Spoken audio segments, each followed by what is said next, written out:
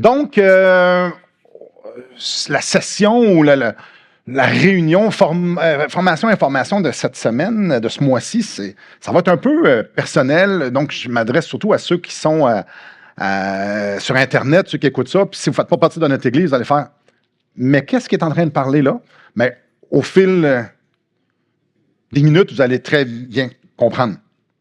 Donc, comme vous savez, notre église, notre assemblée, on va ouvrir, c'est dur à dire, on va ouvrir un campus de la faculté théologique Scriptura ici. Donc, on est partenaire avec eux et on va ouvrir un campus ici, dans notre assemblée. 6 de nos jeunes gens ont fait le pas par la foi de se faire former à temps plein pour l'œuvre du ministère. Et ça, c'est tout qu'un privilège d'avoir dans notre Église des personnes qui se lèvent debout et qui disent « Moi, je vais y aller ». Alors, avec les privilèges viennent les responsabilités. On a une responsabilité en tant qu'Église de les accompagner. Il y a 4 jeunes hommes. Il y a Michael Nollet, Jacob Ouellette, Nathan Gilbert, et juste pour bien faire, puis Élie-David Cormier. Ces 4 jeunes hommes-là vont se faire équiper pour devenir pasteurs. Et 2 jeunes femmes, Léa Ouellette puis Cassandra Verville, eux autres vont se faire former pour faire du counseling biblique de façon professionnelle. Les 6 vont faire un programme de bac-maîtrise. Donc, ils vont faire et un bac et une maîtrise, et tout ça en 4 ans. Et juste pour être sûr que ça soit clair pour tout le monde, il n'y a personne de l'Église qui va enseigner.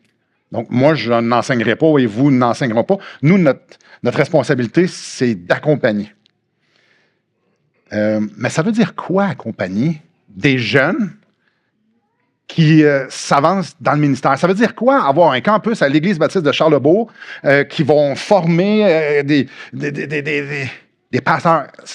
Nous, une responsabilité, hein? C'est quoi? Hein? Comment on fait ça? Cet après-midi, j'aimerais ça vous parler de 2 réalités. La première réalité, j'aimerais ça vous parler de la réalité du pastorat. Ça ressemble à quoi être pasteur? Et là, on va y aller dans les grandes généralités.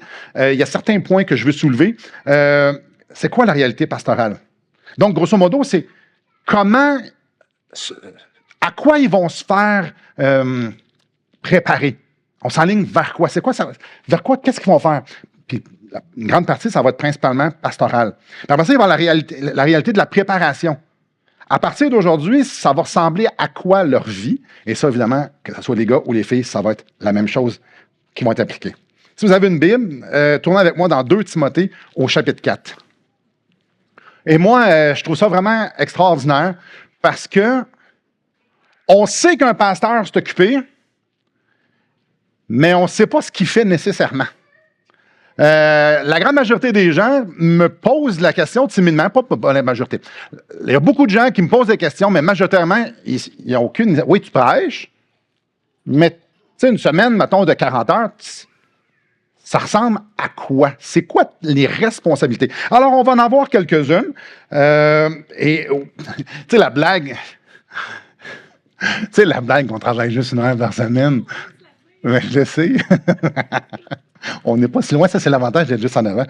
Oui, on travaille un peu plus qu'1 heure par semaine et je vais vous expliquer un peu c'est quoi les responsabilités. Ça fait quoi un pasteur? Dans 1 Pierre 5,2, ça nous dit « Paissez le troupeau de Dieu qui est sous votre garde. » Paître le troupeau de Dieu. Bon, c'est facile. Fait qu'on va passer au 2e point. C'est pas super clair. Hein? Ça implique que vous êtes des brebis puis que vous broutez du gazon. Et moi, je dois vous emmener où est-ce qu'il y a des bonnes patches de gazon. OK, c'est une illustration. Mais ça veut dire quoi en vrai aussi? OK, on comprend que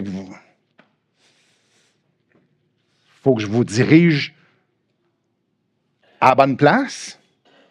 C'est flou. Donc, je vais vous lancer des versets, je vais vous lancer des choses qui vont nous aider à avoir une vue d'ensemble puis à essayer de déflouter ça un peu. 2 Timothée au chapitre 4. « Je t'en conjure devant Dieu. » Donc, c'est Paul qui s'adresse à Timothée. « Et devant Jésus-Christ, qui doit juger les vivants et les morts. » Non, on s'entend, là. « Je t'en conjure devant Dieu, devant Jésus-Christ, qui va juger les vivants et les morts, et au nom de son avènement, de son royaume. » On s'entend, là. Paul met un emphase énorme sur l'importance de ce qu'il va dire. Prêche la parole. Insiste en toute occasion, favorable ou non, reprend, censure, exhorte, avec toute douceur et en instruisant. Je t'en conjure devant Dieu, Jésus-Christ, qui va juger les morts, les vents, son avenir. Wow! Prêche la parole. Prêcher la parole, c'est faire connaître publiquement les vérités de la parole. Et vous êtes habitués, vous étiez ici ce matin, fait que prêcher la parole, c'est exactement ce que j'ai fait ce matin.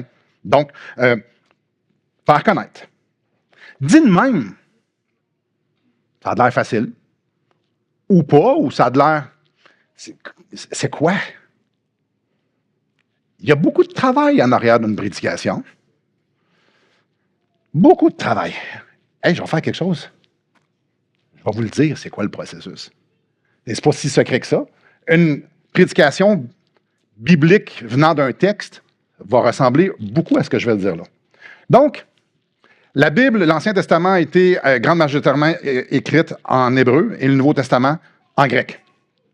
Donc, quand on prêche la parole de Dieu, on étudie les langues originales. Pour comprendre, il y a des subtilités. Il y a des subtilités de mots. Exemple, si je vous dis en anglais « What's up », vous allez me dire, ben, on va comprendre quoi de neuf.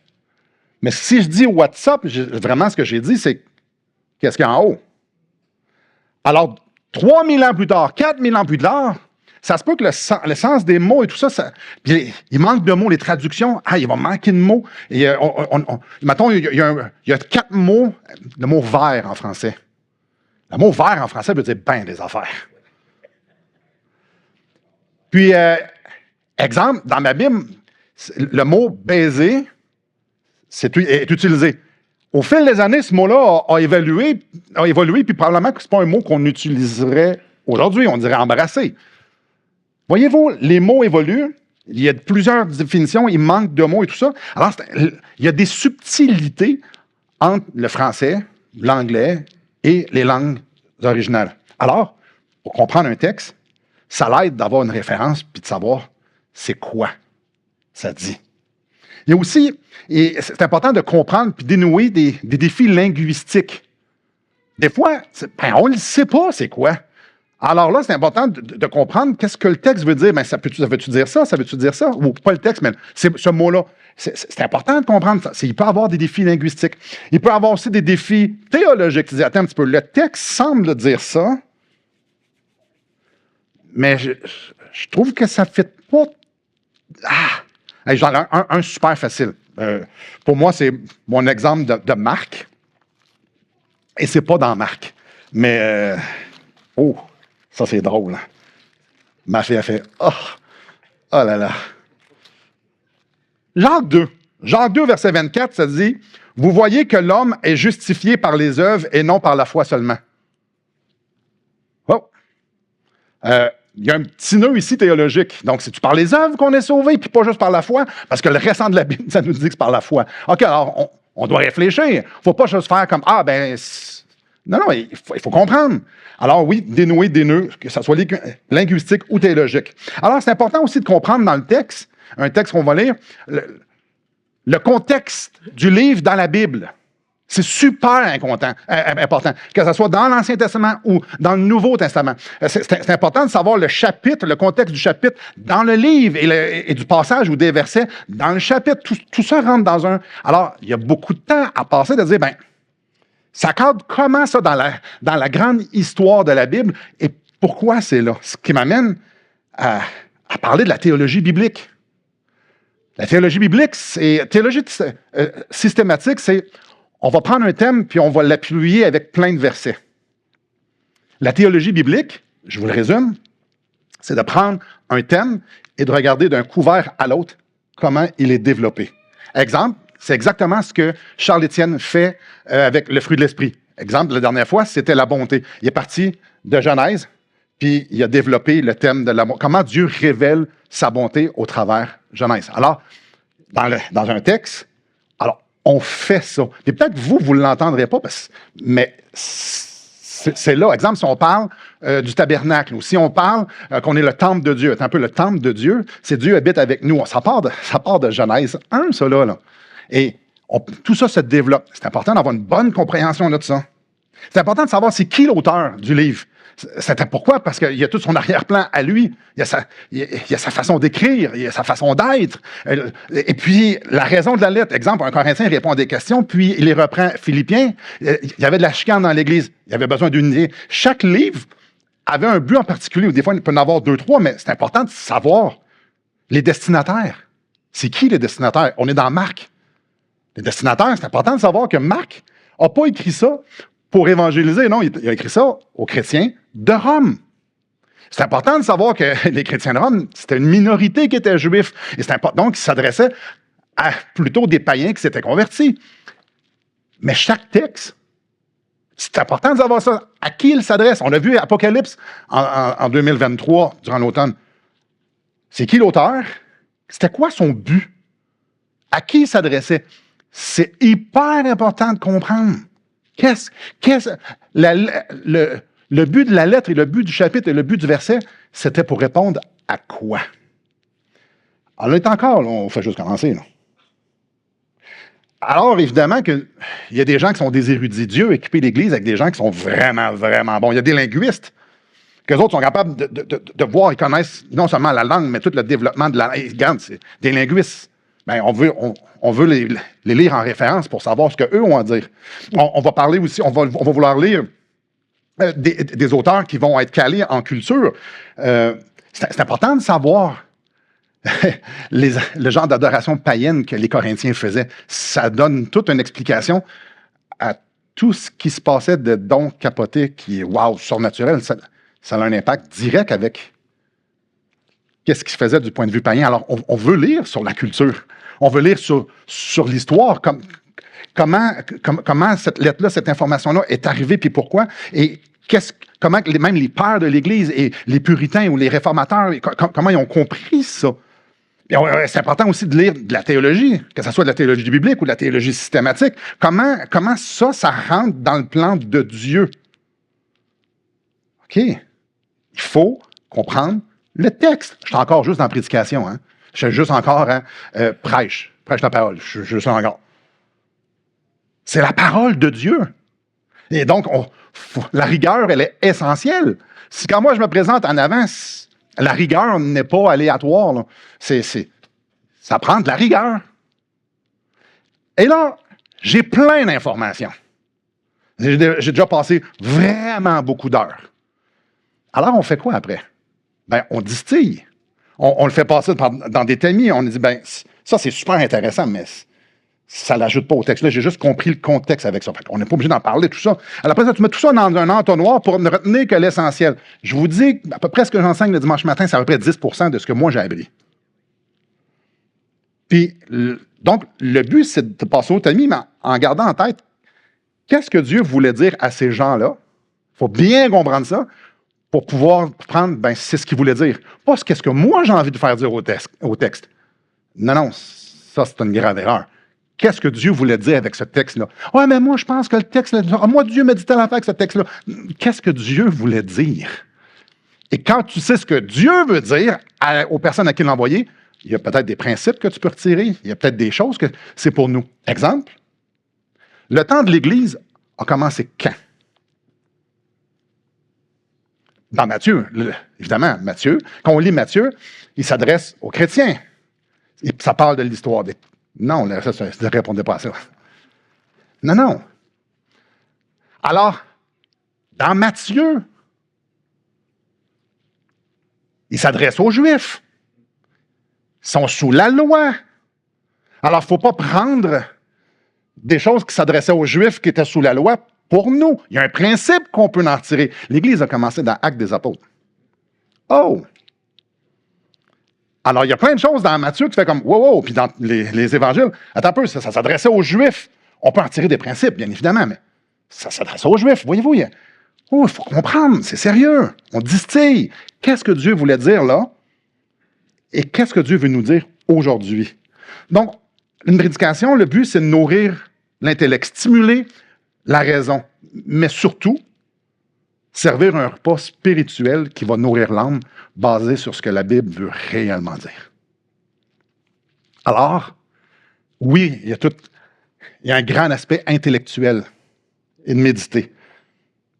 Mais aussi, il y a beaucoup d'heures à passer devant Dieu à être sensible à l'Esprit. Pour qu'il nous dirige, pas à comprendre, ça, nos recherches devraient nous avoir fait comprendre, mais plutôt qu'il rende ça vivant. Alors, c'est quoi l'application? C'est quoi l'application pour eux? C'est quoi l'application pour moi? C'est quoi l'application pour nous? Parce qu'une application, un texte peut me parler pour moi dans mon bureau, puis ça ne s'adresse pas nécessairement à vous, ça s'adresse à moi. Donc, alors on fait la différence. Alors, il y a une très grande part d'une préparation de sermon qui s'est demandé à Dieu, donne-moi des yeux pour voir ce que tu veux dire, ce que tu veux me dire. Pas d'une façon subjective, d'une façon objective, ce qui est là, mais en même temps d'une façon vivante pour que ça change les cœurs. Après plus de 20 ans de prédication que je fais à temps plein, comme prédicateur, je fais ça à temps plein, ça me prend encore 15 à 20 heures par semaine, faire une prédication. Et pour les textes plus difficiles, des fois, on arrête de compter les heures.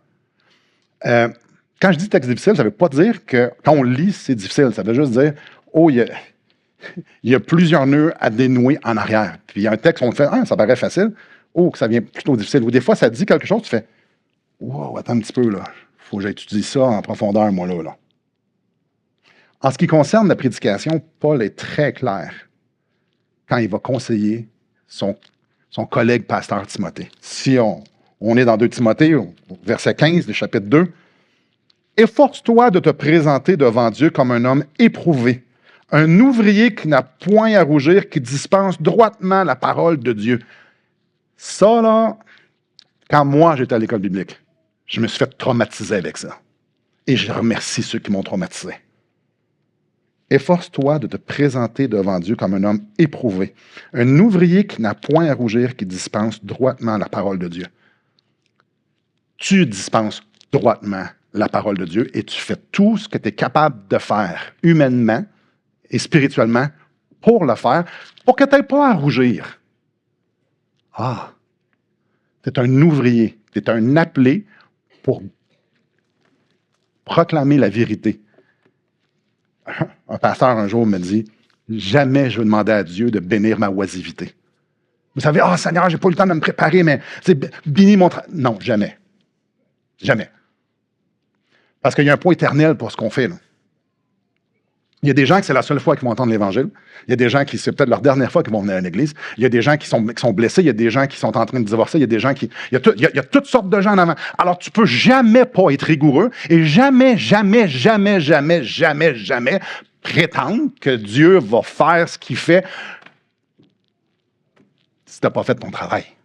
Alors, tu fais ton travail et Dieu va faire exactement ce qu'il fait. Mais toi, travaille avec rigueur pour être certain que tu n'es pas à rougir. Donc, est-ce que des erreurs peuvent arriver? Ben oui, c'est sûr. C'est sûr qu'il y a des erreurs qui peuvent arriver. Je regarde, moi, ce que j'aime faire pour me torturer, je lis mes messages d'il y a 20 ans. Ah oui, je me torture. Il y a des affaires que je fais, j'aurais pas dû dire ça de même. Oh, non, c'est pas ça. Hey, il y a des choses que je fais. Moi, j'étais immature. J'aurais dû étudier plus. En tout cas, aujourd'hui, avec ouais. Alors, ça peut arriver, mais jamais tu peux faire des erreurs par manque de préparation. Jamais. Tu veux faire des erreurs par manque de préparation, à cause de ton manque de rigueur. Non. Si tu n'es pas sûr, tu ne vas pas en avant puis dire que c'est la vérité. Non. Tu viens en avant convaincu, mais tu peux te tromper, mais tu viens en avant convaincu. Si tu n'es pas convaincu, tu le dis que tu n'es pas convaincu. Parce que les gens, quand ils vont écouter, ils vont penser que tu es convaincu. Lorsque tu prêches, il y a un poids éternel dans ce que tu fais. C'est hyper sérieux. Parfait. Prêche la parole. Et c'est pas fini. Insiste en toute occasion, favorable ou non, reprend, censure, exhorte, avec toute douceur et en instruisant. Reprendre, démontrer que la personne offense Dieu. Censure, démontrer que la personne offense Dieu avec insistance. Exhorter, apporter quelqu'un à Christ dans le but qu'il y ait une action qui va être prise. Le pasteur est appelé à prendre soin de ses brebis en les emmenant à la croix, et en les guidant vers ou dans la repentance et à la victoire de Christ. Nous, on ne fait juste accompagner. Dans Galates 6.1, ça dit « Si un homme vient être surpris en faute, vous qui êtes spirituel, redressez-le avec un esprit de douceur. » Dans Matthieu 18, au verset 15, ça nous dit « Si ton frère a péché, va et reprends-le. » C'est vrai pour tous les chrétiens, ça. Exhorter, c'est vraiment pour tout le monde. Mais quand tu es pasteur, tu joues beaucoup plus dans le trafic. Et je ne parle pas de jouer que c'est le fun.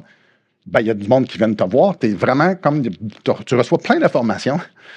Puis, c'est ta responsabilité d'exhorter. Là, encore une fois, ça sonne facile. Ça sonne facile. Ben, tu vas dire au monde, puis tu leur dis ouais, aimez-vous ça, vous autres, allez vous mêler de la vie du monde? Tu sais, tu dis, hey, moi, là, telle personne, là, ça nuit à sa marche avec le Seigneur, il va scraper son couple. Hey, je vais aller le voir, puis je vais aller lui dire, confortable? Hey, on est fait de la même patente, hein, nous autres. Hein. On est fait de poussière, tout le monde. Là. Exhorter. Exhorter. Aimez-vous ça, vous, que quelqu'un, une victime, vient vous partager les crimes qui ont été commis contre elle? Tu réponds quoi à la victime d'un crime? Ouais. Tu sais, pasteur, je me suis fait violer hier. Ça vous tente-tu? Moi, ça m'arrive. C'est lourd. Ou il y a 100 ans, mais c'est pas moins lourd. On répond quoi? C'est-tu le fun? Non. Puis, que dire d'aider les agresseurs? Comment on fait pour aider avec douceur les batteurs de femmes? Parce que les batteurs de femmes, puis les hommes et les femmes qui ont commis de l'inceste envers des enfants, leurs enfants, il faut quand même qu'ils aient les besoins de l'Évangile, puis Dieu veut quand même avoir un ministère dans leur vie. Ouais, ça arrive. Une chance, ça n'arrive pas toutes les semaines, mais ça arrive. Si vous saviez les souffrances qu'un pasteur peut entendre, c'est désarmant. On ne peut pas être prêt à ça. Mais l'affaire, c'est que, comme je dis, les pasteurs sont faits comme tout le monde. Alors moi, j'ai mes propres souffrances. Comme vous. Puis les mêmes patentes. Fait que, non seulement il faut que tu gères ta famille, tu gères ton couple, tu gères tes propres cossins, ben il faut que tu accompagnes les autres aussi à le faire. Il faut aimer les souffrants et les guider à Christ, alors que peut-être que nous, on est plus souffrant que la personne qu'on est en train d'aider. Ouais. C'est un peu comme la prédication. Accompagner les gens. C'est sérieux. On ne peut pas dire n'importe quoi. On ne peut pas réagir sans être profondément convaincu qu'on est en train de faire la bonne chose devant le Seigneur. Puis encore une fois, est-ce qu'on fait des erreurs? Oh oui. Oui, des fois, tu réalises que tu n'aurais jamais dû dire cette chose-là de cette façon-là. Ça aurait pu être mieux dit. Parfois, tu n'as pas de réponse pour savoir comment consoler, comment accompagner. Ça arrive. Parfois, tes réactions peuvent même blesser les gens que tu veux aider. Alors, on fait la même affaire que la prédication. On se prépare, on lit, on étudie. Il y a des gens qui sont spécialisés dans plusieurs domaines. Hey, comment l'Évangile s'applique dans ça? Alors, on médite la parole. Quel texte je peux utiliser dans telle circonstance? Parce que je veux appuyer ma démarche sur des textes, pas sur mon expérience, pas sur ma sagesse, sur des textes. Alors, on étudie tout autant. Et encore une fois, on prie pour être extrêmement sensible pour que le Seigneur nous dirige. C'est pas par hasard que les apôtres disent dans Acte 6, c'est pas la bonne chose pour nous qu'on ait servir aux tables. C'est essentiel qu'on priorise par-dessus tout la prière et le ministère de la parole. L'étude n'est jamais finie. Et le temps avec Dieu, il n'est jamais assez long. L'étude académique de la parole, la préparation du cœur, ça, c'est mes responsabilités premières. Venez avec moi dans Acte 20. Si on va dans Acte 20, puis là, vous êtes « Hey, sérieux, tu es supposé de parler du campus? » Oui. Oui. Je regarde l'heure. On est dans le temps. Donc là, voici, je vous emmène des responsabilités en rafale comme ça, parce qu'il y en a plusieurs, j'en ai juste pris quelques-uns. Attaché à la vraie parole telle qu'elle a été enseignée afin d'être capable d'exhorter selon la saine doctrine. Donc, on s'attache pour enseigner puis exhorter et de réfuter les contradicteurs. Dans une église, il y a tout le temps des gens qui pensent des choses différentes. Il y a des gens qui arrivent puis qui pensent des affaires qui ne sont pas en ligne avec la parole de Dieu. Ben, c'est la job des pasteurs de réfuter les contradicteurs. 1 Timothée 4.2 nous dit « Sois un modèle pour les fidèles en parole, en conduite, en amour, en foi et en pureté. Sois un modèle. » Alors, c'est ma responsabilité, c'est notre responsabilité en tant que pasteur d'être des modèles. Encore une fois, le seul vrai modèle parfait s'appelle Jésus. Nous, on tend vers ça. On n'est jamais arrivé. Alors, je ne suis pas en train de dire, dans tous les aspects de ma vie, vous devriez me prendre en modèle. Je suis en train de dire, j'aspire à ça. Dans Hébreux 13.12, ça nous parle que les pasteurs doivent veiller sur les âmes des brebis de Christ. Veiller sur les âmes. Clairement, c'est très spirituel dans la parole et dans la prière. Partout, l'exemple de Jésus, c'est qu'on est des serviteurs. Et ça prend énormément de formes. C'est quoi être un serviteur? OK, on est dans Acte 20. Acte 20, au verset 28, on lit « Prenez donc garde à vous-même et à tout le troupeau sur lequel le Saint-Esprit vous a établi évêque pour paître l'Église de Dieu qu'il s'est acquise par son propre sang. » C'est Dieu qui établit. C'est Dieu qui appelle. Il n'y a pas d'autoproclamation au pasteur. C'est Dieu qui appelle et c'est une Église qu'on voit dans Acte 13, c'est l'Église qui reconnaît l'appel. C'est Dieu qui appelle. Mais il appelle à quoi? Ça nous dit à paître les brebis du Seigneur. À paître les brebis. Il y a plusieurs façons de faire. Puis je vous donne 2 exemples. Il y a des pasteurs qui sont des spécialistes pour diriger, pour paître des groupes. Souvent, les autres vont être doués à la prédication. Tu vas avoir des pasteurs qui vont être plus doués à prendre soin des brebis, un à un. Souvent, les autres ne sont pas tant doués pour la prédication, mais ils connaissent tous tes besoins avant même que toi, tu le saches. Parfois, il y a des pasteurs hybrides qui sont corrects pour la prédication, puis corrects, ou bons prédicateurs, puis bons avec les gens. Je vous laisse deviner lequel des 3.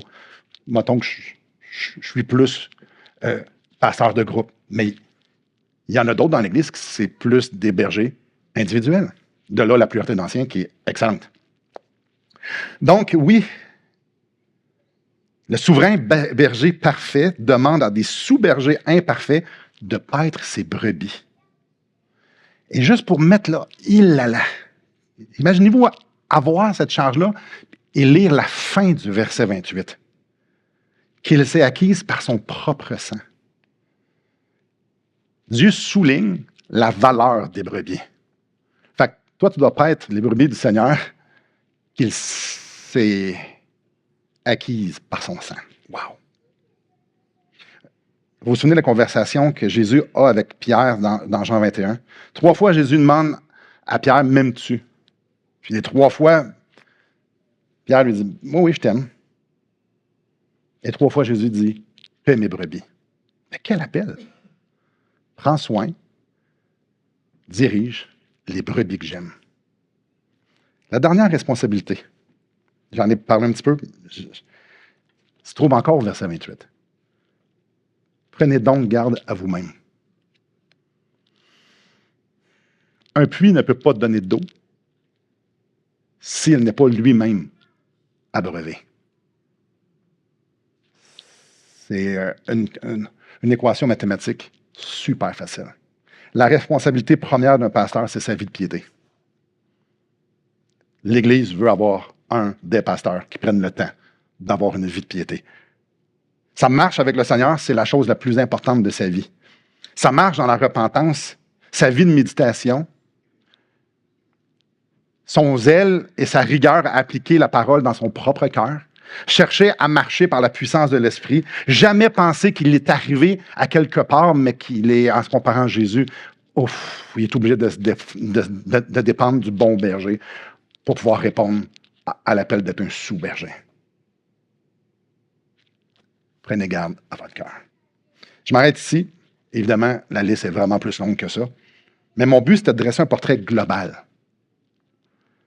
Puis avoir une idée de c'est quoi la réalité que ces jeunes-là vont vivre après leur formation.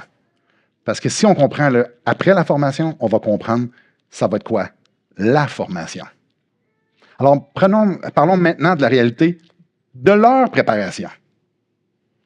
Dans le contexte de Acte 20, c'est les au revoir de Paul aux anciens d'Éphèse. Comme j'ai dit ce matin, c'est lui qui les a formés.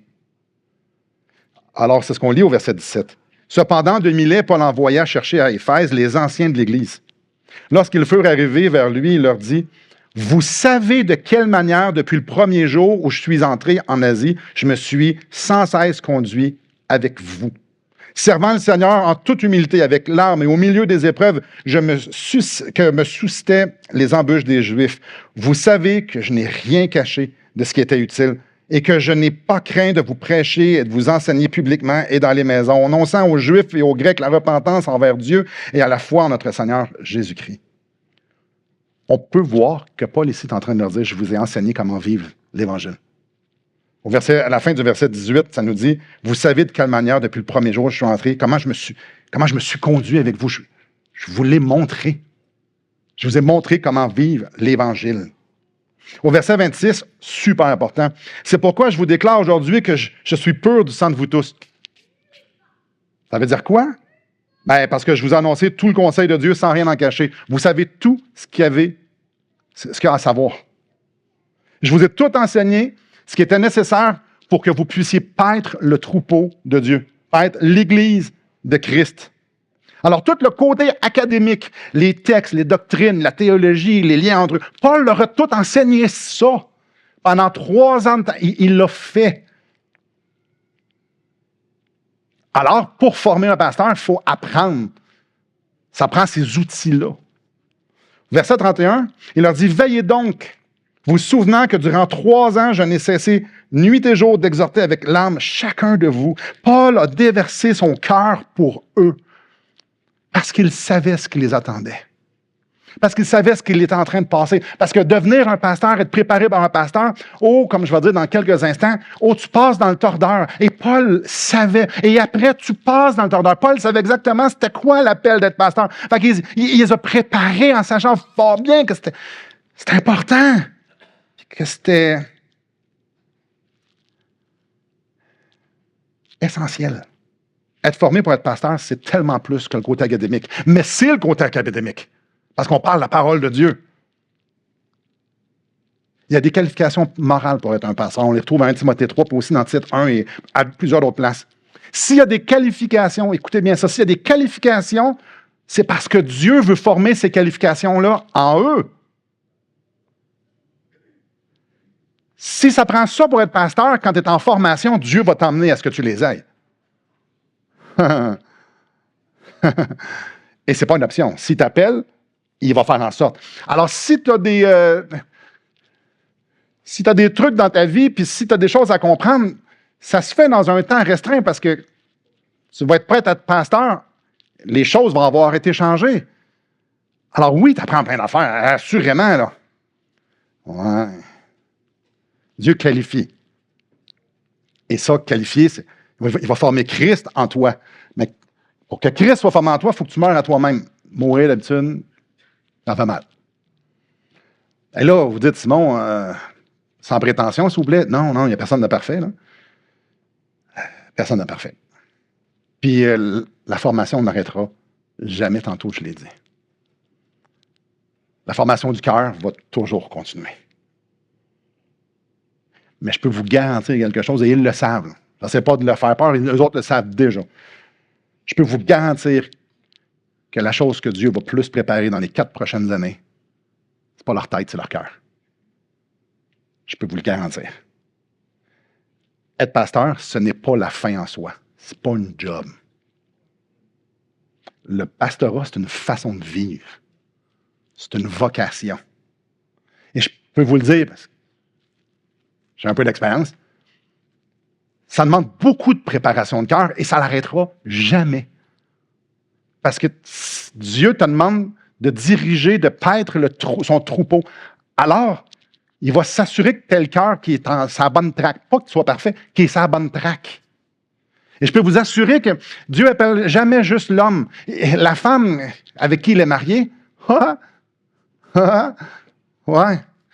ouais. Être marié à un pasteur, c'est pas la job la plus cool, hein?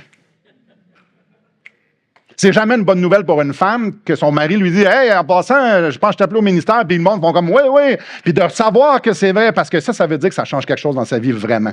Parce qu'elle va vivre quelque chose qu'il n'y a aucune autre femme qui va pouvoir vivre. Elle va perdre tellement de privilèges que toutes les femmes vont avoir. Mardi, je suis arrivé à 9h30 chez nous. Mercredi, je suis arrivé à 8h30 chez nous. Jeudi, je suis arrivé à 9h. Non, j'ai fini à 7h. Et vendredi, je suis arrivé à quasiment 10h chez nous. Être pasteur, hein? C'est pas mal à tous les semaines en passant. La femme, c'est dur pour elle. Alors, la femme, il faut qu'elle soit préparée aussi. Alors, dans la formation de cœur, là, les femmes en passent tout autant au quart d'heure, dans le quart d'heure, là, je vous garantis. Oui. Pourquoi? Mais parce que c'est ça la vie. C'est ça l'appel. Puis le processus n'est pas le même pour tout le monde, mais pendant tous les pasteurs que je connais vivent à peu près toutes les mêmes choses. Puis les femmes de pasteurs, à peu près toutes les mêmes choses. Dieu nous amène à arriver à une place dans notre vie, à désirer et à aspirer, ou peut-être même arriver à le dire, ce que Paul dit au verset 22. Et maintenant, voici lié par l'Esprit, je vais à Jérusalem, ne sachant pas ce qu'il m'arrivera. Seulement de ville en ville, l'Esprit Saint m'avertit que des liens et des tribulations m'attendent. Mais je ne fais pour moi aucun cas de ma vie, comme si elle m'était précieuse, pourvu que j'accomplisse ma course avec joie et le ministère que j'ai reçu du Seigneur Jésus, d'annoncer la bonne nouvelle de la grâce de Dieu. Et il se fait avertir par l'Esprit, ça va brasser. Il avance. Parce qu'il ne fait aucun cas de sa vie. Je veux répondre à l'appel de Dieu. Aïe, aïe. Moi, je vais être super clair ici cet après-midi. Là. Ça commence bien fort à l'école. Quand tu commences à faire le pas de foi pour dire « je m'en vais dans le ministère »,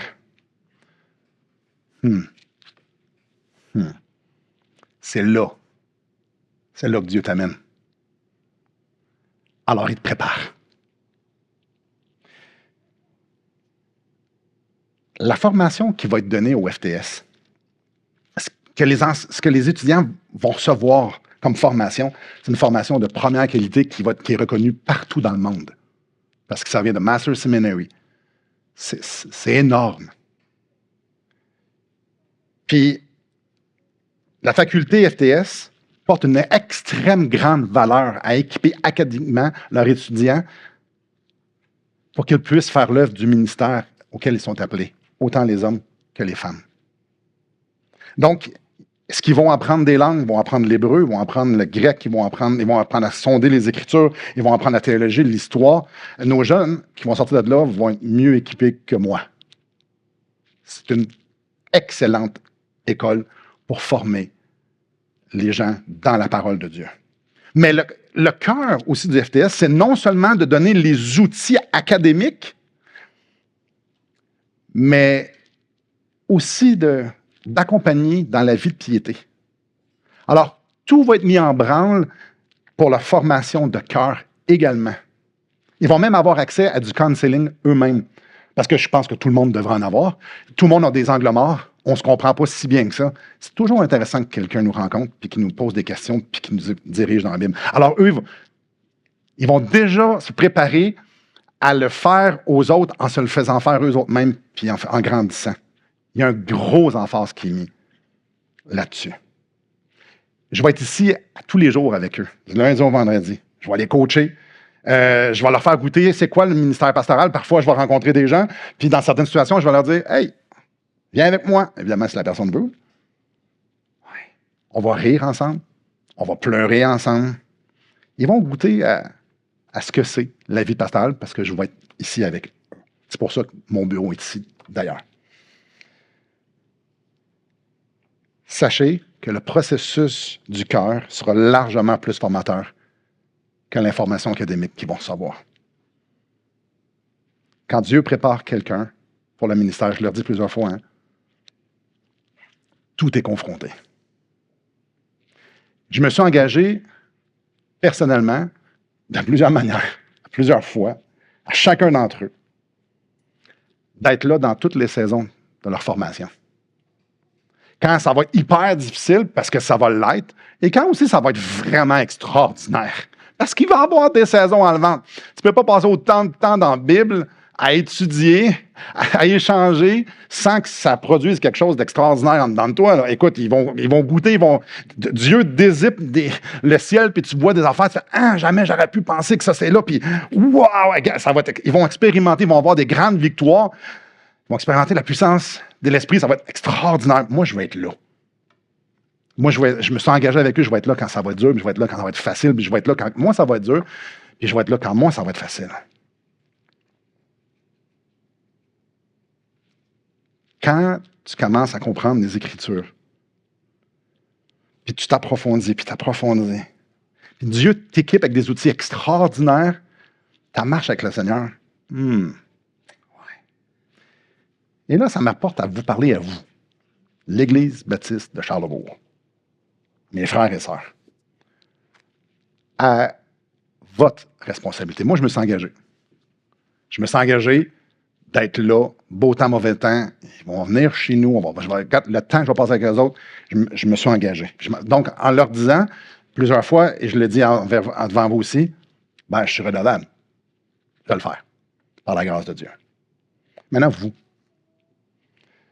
Pensez pas que Dieu a suscité 6 personnes, 6 futurs ouvriers, ouvrières dans notre Église pour que ce soit seulement les professionnels qui s'en occupent. Ça, c'est donc facile, hein? Ah, ben, c'est eux autres qui vont s'en occuper. C'est les professionnels. Nous, ils vont nous servir, puis ça va être, nous, on va pouvoir tous voir ça. Non, pas du tout. Non, frères et sœurs, pas du tout. Vous avez la responsabilité, une responsabilité prenante dans leur formation. Dans quelques semaines, genre 2, 3, ils vont venir se présenter personnellement à vous. Il n'y en a pas un qui va venir ici en avant pour faire ça. Ils vont venir à vous, se présenter personnellement. Ils vont venir vous partager le fardeau qu'ils ont sur le cœur. Donc, que ce soit ici à l'Église qu'ils vont vous demander, ils vont sûrement prendre rendez-vous avec vous, que ce soit par vidéoconférence, par appel, ils vont vouloir venir vous parler pour vous partager leur fardeau. Soyez ouverts. Soyez ouverts. Soyez ouverts, je vous garantis. Ça sent le Seigneur, ça sent l'œuvre de Dieu dans leur vie. Moi, ça fait plusieurs mois que je passe avec eux autres, je les rencontre très régulièrement. Vous voulez passer une couple de minutes avec eux autres, là. Vous voulez entendre, voir le travail que Dieu est en train de faire dans leur cœur, là. Je vous garantis, ça va être une très grande bénédiction dans leur vie et dans la vôtre. Et dans la vôtre. Imaginez la passion qui les anime va leur apporter le courage pour venir vous voir. Je vous mets au défi d'aller demander à tout le monde de l'Église, un par un, est-ce que je peux te parler de mon fardeau? D'après moi, c'est pas tout le monde qui est à l'aise de faire ça. Mais eux sont tellement passionnés, tellement convaincus de ce que Dieu est en train de faire, puis ce que Dieu veut faire, ils vont le faire. Ils ont-ils besoin d'argent? Un peu. Les gars ont besoin de 50 000, puis les filles 15. Ouais, mais ça va servir à quoi? Non, je ne vous le dirai pas, ils vont vous le dire eux autres mêmes. Puis Dieu voulait déjà pour voir une grande partie de ça. Donc oui, ils ont besoin d'argent. Est-ce qu'ils vont venir pour ça? Non, pas tant. Ils vont venir vous... Non, pas tant. Non. Ils veulent vous partager leur fardeau. Ils veulent vous montrer ce que Dieu fait dans leur vie.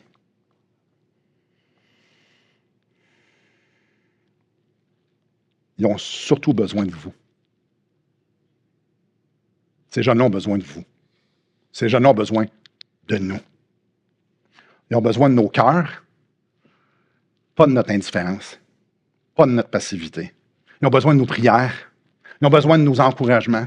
Ils ont besoin de notre implication. Ils ont besoin que vous veniez dîner avec eux autres lors des classes. Ils ont besoin que vous apportez des repas pour les encourager. Ils ont besoin d'une tape dans le dos. Ils ont besoin d'un appel. Ils ont besoin d'un texte. Ils ont besoin d'une carte. Ils ont besoin de vous autres. Je peux vous garantir qu'ils vont, ils vont être dans des vallées qui ont besoin de vous autres. Puis ils vont être dans des sommets que vous voulez être à côté des autres parce que ça va être extraordinaire. Vous voulez être impliqué. Non, Dieu veut qu'on soit avec eux autres. Allez les voir. S'il y en a qui ils viendront peut-être pas tous vous voir, mais allez les voir. Allez-y les voir. Posez des questions. C'est-tu le fun quand quelqu'un s'intéresse à nous autres? Quand quelqu'un pose des questions, posez des questions, portez attention à eux. Soyez intentionnels. Vous ne pouvez pas tout avoir cette information-là et ne pas être intentionnel. Non, vous êtes gêné, imaginez eux autres. Non, non, non. Et là, je veux qu'on soit clair. Il y en a là-dedans qui abandonnent leur carrière. Mettez-vous juste un instant dans leurs souliers. Qui d'entre vous a envie d'arrêter ce que vous faites pour aller à l'école? C'est gros, là. Ah oui, oui, je serais capable. Oui, fais-le. Ouais. Donc, quand tu enlèves ta carrière, là, quand tu sors de ta carrière, tu abandonnes ta carrière, on va oublier la sécurité financière, on va oublier le confort. La seule chose que tu as en tête, c'est d'obéir à Dieu. Mettez-vous dans leurs souliers. Abraham, va-t'en dans le pays que je te montrerai. Il n'y en a aucun là-dedans qui sait où ce qui va finir. S'il y a une job, s'il y a de quoi à la fin. Aucun. Je vais te montrer. Je suis désolé, mais ça, si vous ne trouvez pas ça inspirant, il n'y a pas grand-chose qui va vous inspirer. Wow! Ça sent Dieu, ça sent Jésus. Wow! T'abandonnes ta job. Aïe, aïe! Ta carrière. Maintenant, je reviens à vous. Si eux sont prêts à tout investir pour le royaume de Dieu, qu'est-ce que vous allez faire?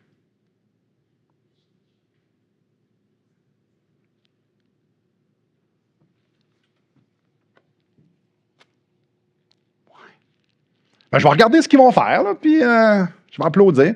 Qu'est-ce que vous allez faire? Eux, ils sortent royal de leur zone de confort, comme vous ne pouvez même pas imaginer, parce que vous ne l'avez probablement jamais fait. Comme eux l'ont fait. Oui, eux qui vont le faire. Alors, eux, là, ils embarquent dans un bateau, ils n'ont aucune idée où ils s'en vont, puis ils savent qu'il va y avoir bien de la vague. Ne restez pas juste sur le bord du rivage puis dire « bye-bye ». Il y a plus à faire. Je vous en supplie, au nom de Dieu, joignez-vous à eux d'une façon ou d'une autre. 1, 2, 3, 4, 5, les 6, joignez-vous à eux d'une façon ou d'une autre. Ça fait des années qu'on prie que le maître de la moisson envoie des ouvriers. Ça fait des années qu'on prie le maître de la moisson qui envoie des ouvriers. Ils sont là. On fait quoi? Hey, moi, j'ai envie d'être là. J'espère que vous aussi, vous avez envie. J'espère que vous êtes excités pour faire comme « Wow, OK. » C'est comme, moi, je ne dirais pas ça, mais je vais le dire. Là.